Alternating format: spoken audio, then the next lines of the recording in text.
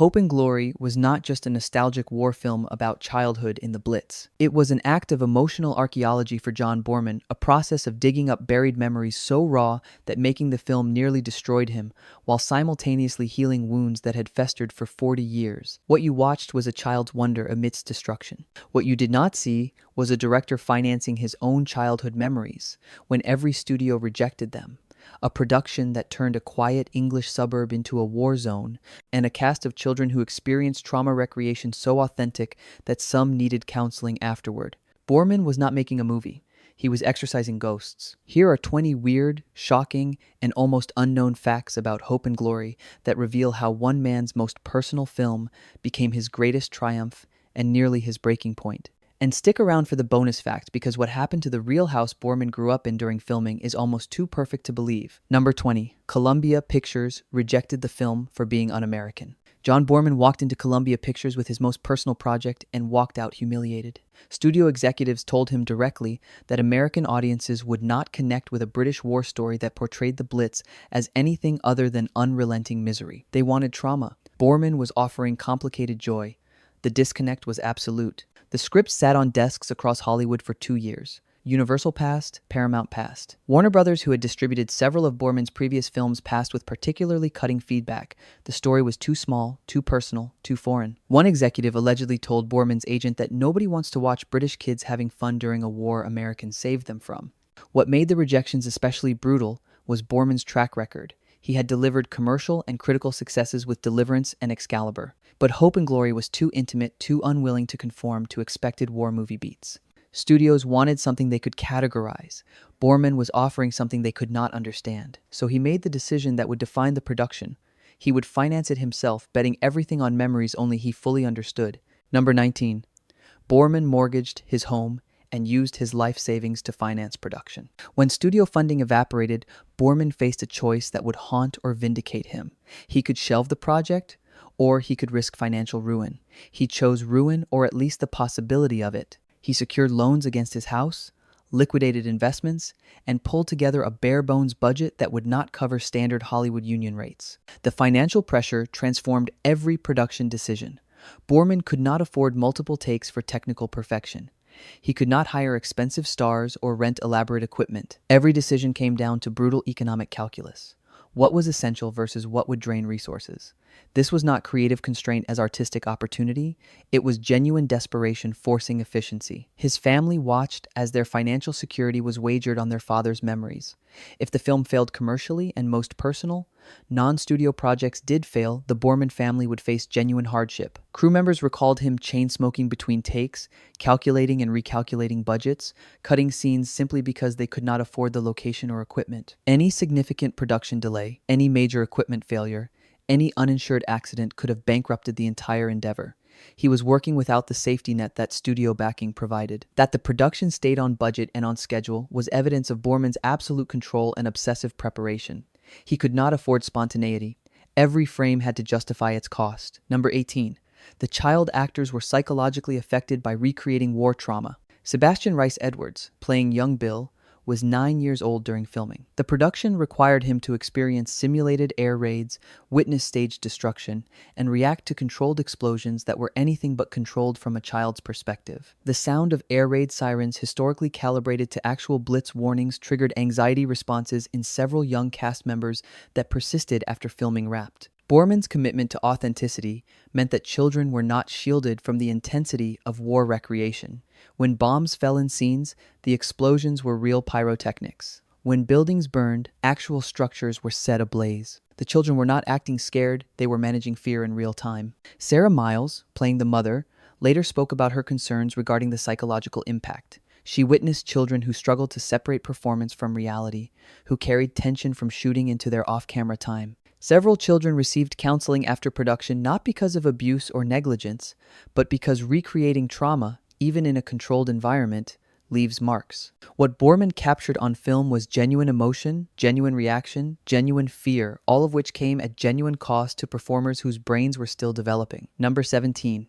Boorman rebuilt his childhood home to perfect specifications for destruction. The production designer did not work from photographs or vague descriptions. Boorman provided architectural drawings from memory, corrected down to the placement of electrical outlets and the pattern of wallpaper in his childhood bedroom. He needed the house exactly right because he intended to destroy it exactly as it had been destroyed during the Blitz, and he needed that destruction to be real. The construction was elaborate and expensive. The production team built a full-scale replica in an area that could accommodate destruction without endangering surrounding structures. Every detail mattered. The type of roof tiles, the specific model of windows, the exact layout of rooms. Boorman walked through the completed set and made corrections based on memories from when he was 9 years old. Then came the hardest part, destroying it. The explosion sequence was shot with multiple cameras running simultaneously. They would only get one take. The pressure was immense. If anything went wrong technically, Boorman had just destroyed an expensive set without usable footage. The night before the destruction shoot, Boorman could not sleep. When the cameras rolled and the charges detonated, Boorman wept openly, unable to maintain professional detachment as his past literally exploded again in front of him. He was simultaneously the child watching his home destroyed by war, and the adult director ordering that destruction for art. Number 16. The film's critical success contrasted with Boorman's personal devastation. Hope and Glory premiered to rapturous reviews and Oscar nominations, including Best Picture, Best Director, and Best Original Screenplay. Critics celebrated its unique perspective and emotional honesty. Everything Boorman had bet on was vindicated. He should have been celebrating. Instead, he fell into a depression so severe, his family genuinely worried about his mental health. Making the film had required Boorman to immerse himself completely in memories that were both beautiful and painful. For months, he had lived more in 1940s wartime London than in 1980s reality. The completion of the film did not bring relief, it brought a void. The project that had consumed him was finished, and he had nothing left to protect him from the emotions he had excavated. Friends from the production later described Boorman as emotionally hollowed out. The critical praise felt distant and abstract compared to the visceral experience of making the film. Awards and recognition could not fill the space that years of obsessive focus had occupied. The depression lasted months. He had told the story that mattered most to him and achieved critical recognition for it, but the cost had been steep. He had proven that deeply personal films could succeed and learned that success did not necessarily heal the wounds that inspired the work. Sometimes excavating trauma, even successfully, just means you have excavated trauma. Number 15. Sarah Miles clashed with Boorman over her character's complexity. Sarah Miles, a respected actress known for challenging roles, found herself fighting for Grace to be more than a stoic mother figure. She wanted to explore the complexity of a woman managing a household during war, dealing with an absent husband, and navigating her own desires. Boorman, working from childhood memories, initially resisted adding layers he had not perceived as a child. The tension created productive friction.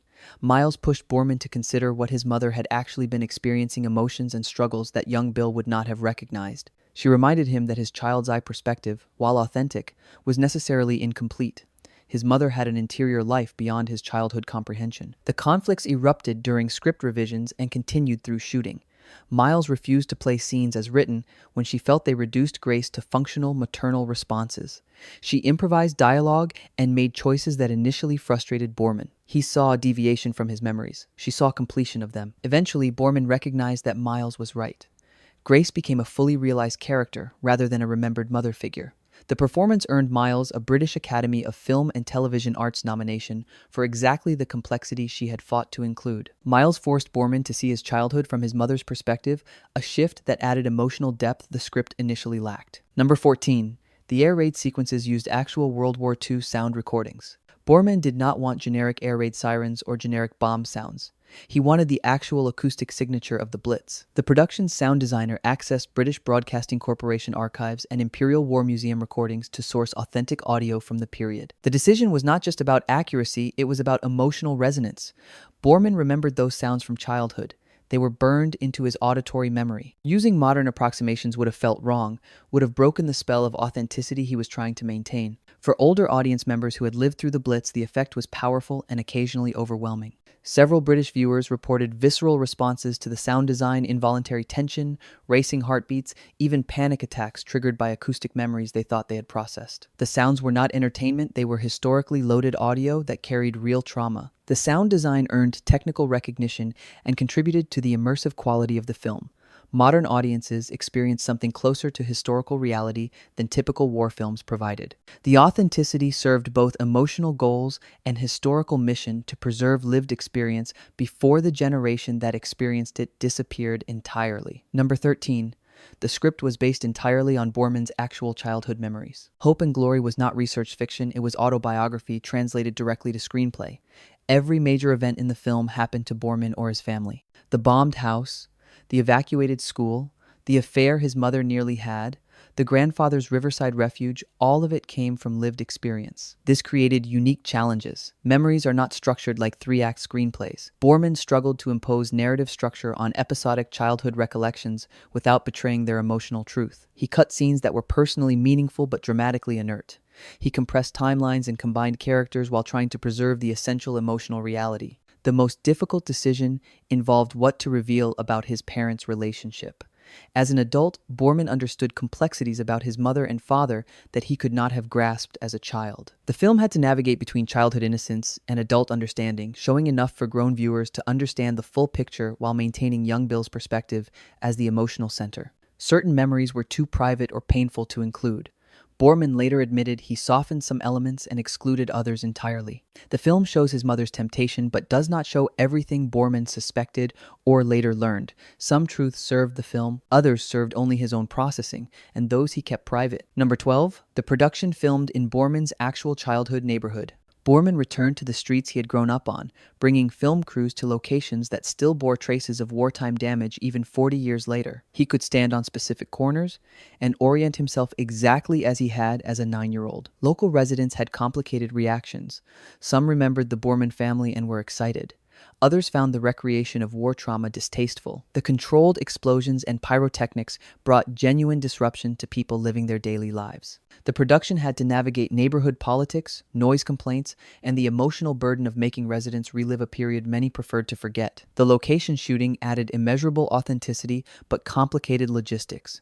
Period details had to be carefully managed, hiding modern elements, adding period-appropriate signs and vehicles. The effort was painstaking and expensive. But for Boorman, filming in actual locations where events occurred added a layer of emotional truth that studio recreations could not provide. Walking those streets during filming triggered constant memory floods. He would turn a corner and remember running from air raids. He would pass a building and remember friends who had lived there, some of whom had not survived the war. The production became a haunting in the most literal sense, ghosts of his past made visible again through filmmaking. Number 11. Boorman's father saw footage before he died and reconciled with his son. The relationship between Boorman and his father had been strained for decades. The war years had created distance. His father's military service had absented him during formative years, and they never fully reconnected. The portrayal of his father in the film was honest but not flattering, showing a man whose absence affected his family even when necessary and honorable. Before completing the film, Boorman showed rough footage to his aging father. It was an act of courage and vulnerability, inviting his father to see how those war years had been experienced from the perspective of the child left behind. The viewing was tense, emotional, and ultimately transformative. His father wept, recognizing how his necessary absence had created wounds he had never fully acknowledged. The conversation that followed was the most honest they had ever had. Boorman's father explained things about the war, about his own fears and failures that he had never articulated. Boorman shared how those years had shaped him. The film became the bridge they had needed for decades, a way to speak difficult truths through the mediating distance of art. His father died before Hope and Glory was released, but he had seen enough to understand what his son was trying to say. The dedication of the film, "For My Father," carried weight that few viewers could fully appreciate. It was thank you, apology, explanation, and love letter compressed into 4 words. Number 10. Ian Bannon's performance was shaped by his own war trauma. Ian Bannon, playing grandfather George, brought his own experiences of wartime Britain to the role. He had been a young man during the war and carried memories that resonated with the material. His performance was not method acting, it was channeling lived experience through character. The riverside sequences, where George creates a refuge from wartime chaos, held particular meaning for Bannon. He had known men like George, working-class British men who responded to war's disruption by creating small pockets of normalcy and dignity. The character was not a stereotype, he was a specific kind of British resilience that Bannon recognized and honored. Boorman gave Bannon unusual freedom to improvise and shape the character. Some of George's best moments, his philosophical observations, his gentle humor, his quiet wisdom, came from additions of Bannon rather than the script. The actor understood the character's role as emotional anchor and moral center. The performance earned Bannon a British Academy of Film and Television Arts nomination and remains one of his most remembered roles. Critics recognized something authentic in his portrayal, a lived-in quality that transcended acting technique. Bannon was not playing a character. He was embodying a generation's response to catastrophe, filtered through personal memory and professional craft. Number 9. The budget of the film was less than most Hollywood films spent on marketing. The entire production budget of Boorman was approximately $3.5 million, a fraction of what major Hollywood productions were spending in the mid-1980s. That was less than the marketing budget for most studio releases. He was making a period war film with child actors for less than some films spent on a single action sequence. Every pound had to be justified and maximized. Boorman could not afford big stars, so he relied on skilled British character actors who worked for scale. He could not afford elaborate sets, so he used existing locations. He could not afford extensive reshoots, so he prepared obsessively and got performances right the first time. The financial constraint forced creativity and efficiency. The production became a masterclass in resourceful filmmaking. The period detail feels expensive because it is selective and smart, focusing on elements that matter while accepting limitations elsewhere. The performances feel authentic because Boorman cast for talent and commitment rather than celebrity. The financial success was remarkable. The film grossed over $10 million in the United States alone, nearly triple the production budget, and performed well internationally. Boorman had proven that personal vision could be commercially viable, that audiences would engage with intimate stories told well, and that studio rejection did not necessarily predict market response. Number 8. The childhood perspective was revolutionary for war films. Before Hope and Glory, war films generally followed soldiers, focused on battles, and treated civilian experience as background. Boorman inverted that formula entirely. The war happens around the children. They hear it, see its effects, experience its disruptions, but they are never in it. The perspective of the child transforms catastrophe into adventure. This perspective shift was more than aesthetic choice. It was moral and political statement. Boorman was arguing that civilian experience, particularly childhood experience, was as valid and important as military heroism. He was showing that the home front was not passive backdrop but active experience deserving cinematic attention. The approach influenced subsequent war films significantly.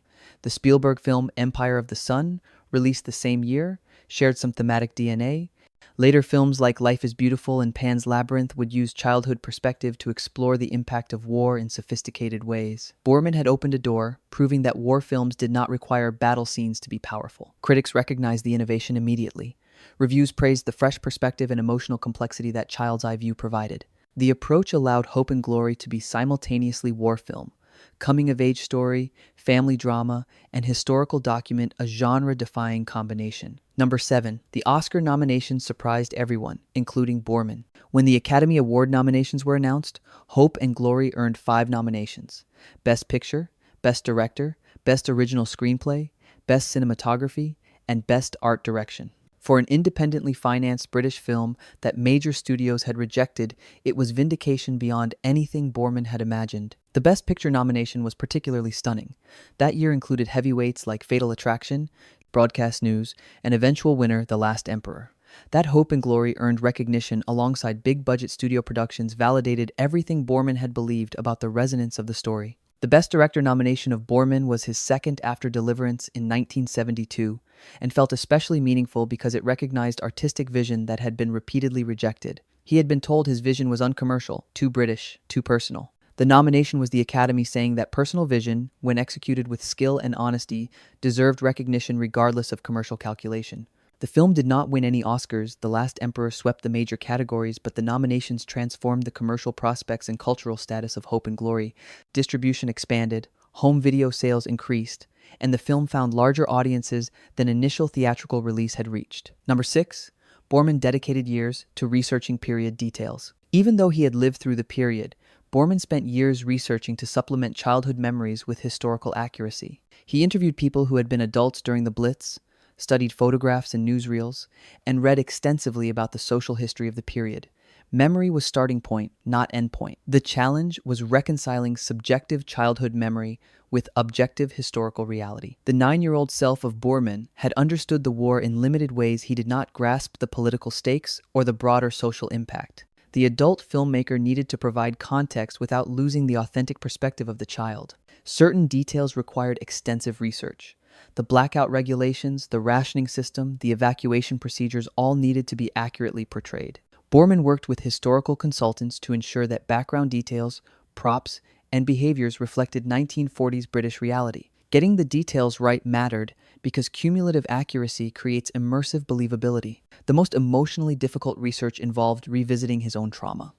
Boorman interviewed his sister about her memories, discovering that she had experienced and remembered events differently. Their childhood had been parallel, but not identical, same circumstances, filtered through different perspectives. Incorporating multiple viewpoints enriched the script while complicating the sense of Boorman that memory was simply factual record. Number 5. The portrayal of his mother's near affair was controversial within his family. The relationship of Grace with Mac, the lodger who becomes inappropriate romantic interest during her husband's absence, was based on real events that the mother of Boorman had lived through. Including this storyline meant revealing family history that was private, complicated, and potentially painful for surviving relatives. The sister of Boorman objected to the portrayal, arguing it was unnecessarily exposing the vulnerability of their mother. She worried about how extended family and friends would perceive their mother after the release of the film. The conflict created real tension within the Boorman family during production. Their mother had passed away by the time Boorman made the film, but her memory was contested ground. Boorman felt the affair, or near affair, was essential to showing his mother as a complete human being rather than a saint. She had been a woman with desires, facing loneliness and uncertainty. Omitting that dimension would have reduced her to a maternal function rather than honoring her complexity. The compromise Boorman reached was showing the temptation and emotional connection without depicting physical consummation. The film suggests possibility without confirming betrayal, allowing audiences to understand the vulnerability of his mother while maintaining some ambiguity about what actually happened. It was his way of being honest about complicated family history while not definitively betraying confidences. Number 4.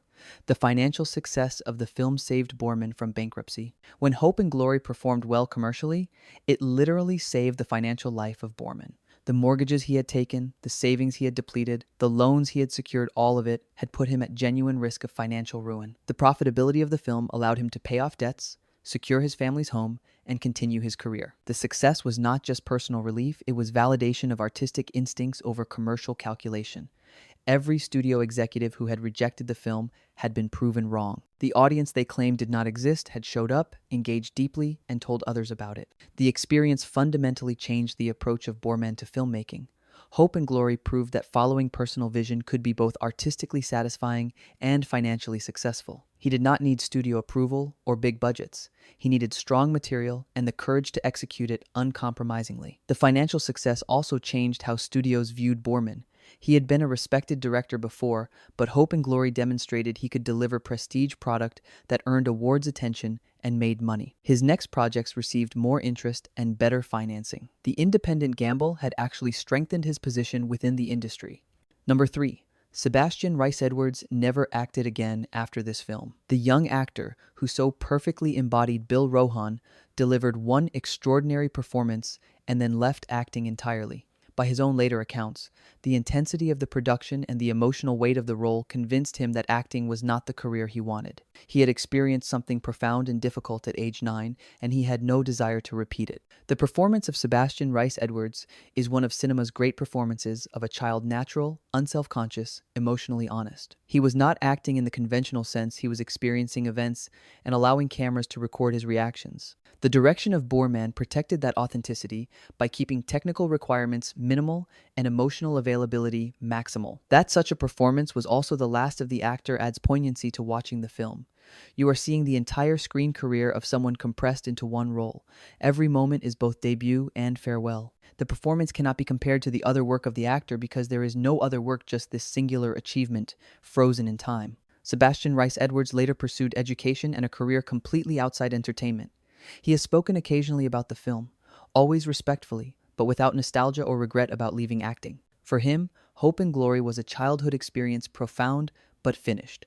Number 2. The suburban street set was the largest built in Britain in 25 years. When John Boorman needed to recreate the suburban London street of his childhood memories, he didn't settle for existing locations or modest backlot construction. He commissioned production designer Anthony Pratt to build a 650-foot-long suburban street containing 17 semi-detached houses on the former Wisley airfield in Surrey. The entire set covered approximately 50 acres and represented the largest movie set constructed in the United Kingdom since the early 1960s. But Pratt's genius wasn't just in scale, it was in illusion.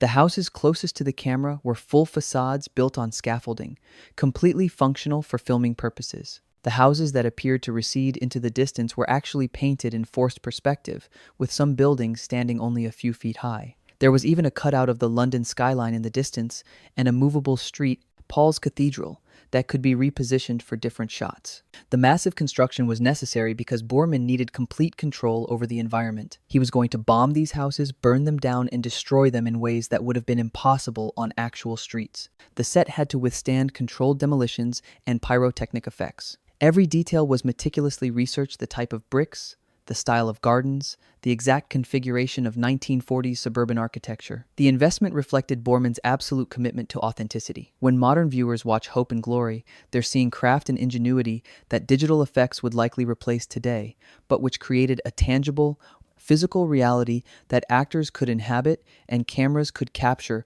with documentary-like conviction. Number 1. The greatest legacy of the film was expanding how war films portrayed civilian experience. The greatest legacy of Hope and Glory is expanding what war films could be about and whose perspective mattered.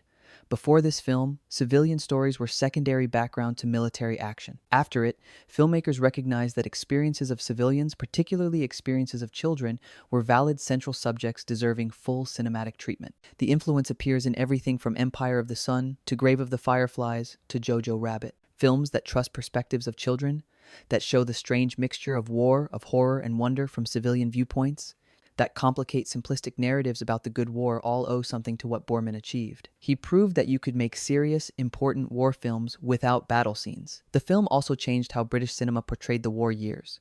The dominant narrative had been stoic endurance and unified resistance. Hope and Glory showed something more nuanced. People adapting, people finding joy in circumstances that should have been purely awful, people making morally complicated choices.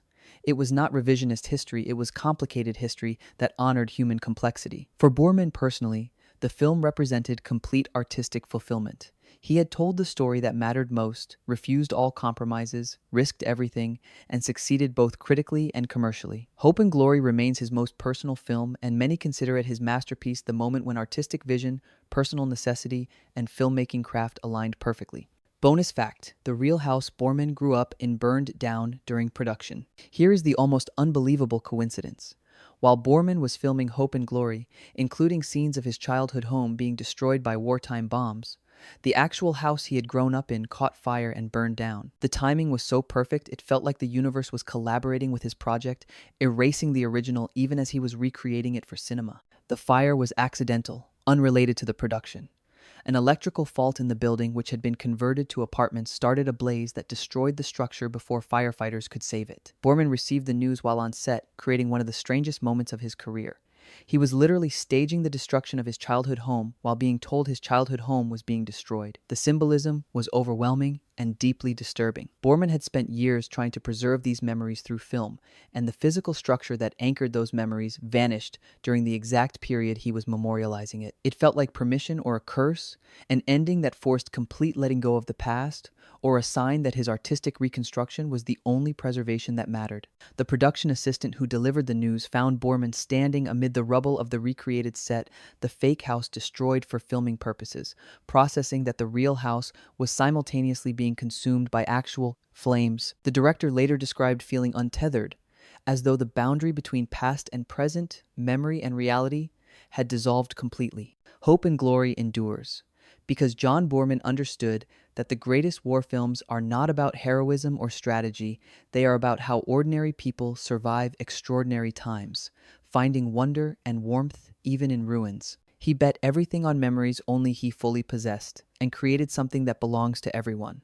proof that childhood resilience and adult reflection can combine to reveal truths no history book could capture. If this deep dive into personal filmmaking and the price of authentic storytelling revealed the courage required to excavate buried memory, go ahead and smash that like button and subscribe for more behind-the-scenes revelations that prove the best films cost their creators something real.